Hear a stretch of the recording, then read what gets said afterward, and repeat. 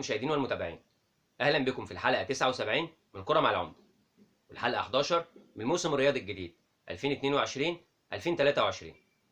انتهت علاقة الكابتن إيهاب جلال بالفريق الأول لكرة القدم بالنادي المصري نهاية سيئة وغير محترمة بالمرة، طبقا لما تم نشره على الصفحة الرسمية للنادي المصري، واللي قالت إن تم استدعائه للتحقيق بخصوص أحداث مباراة المصري والزمالك في الدوري، ولكنه لم يحضر، وبناء عليه تم الاستغناء عنه وتشكيل جهاز فني جديد بقيادة النجم البورسعيدي الكبير كابتن طارق سليمان.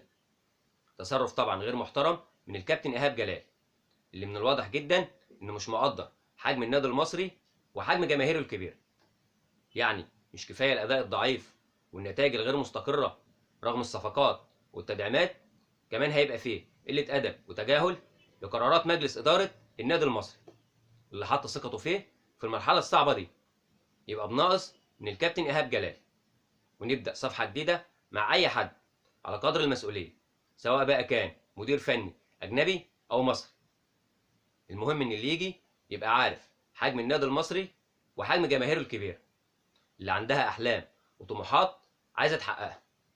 ما علينا، إيهاب جلال صفحة واتقفلت خلاص، وبالتوفيق للكابتن طارق سليمان في مباراة البنك الأهلي يوم الثلاث إن شاء الله.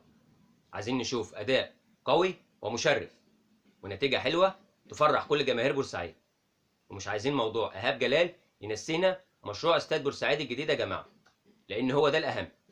احنا لحد دلوقتي مش عارفين إيه الجديد في الموضوع. آخر حاجة سمعناها إن نادي بورسعيد ومركز شباب الاستاد هيخلوا المنطقة يوم 22 نوفمبر، وهو شهر نوفمبر كله خلص ودخلنا كمان في ديسمبر.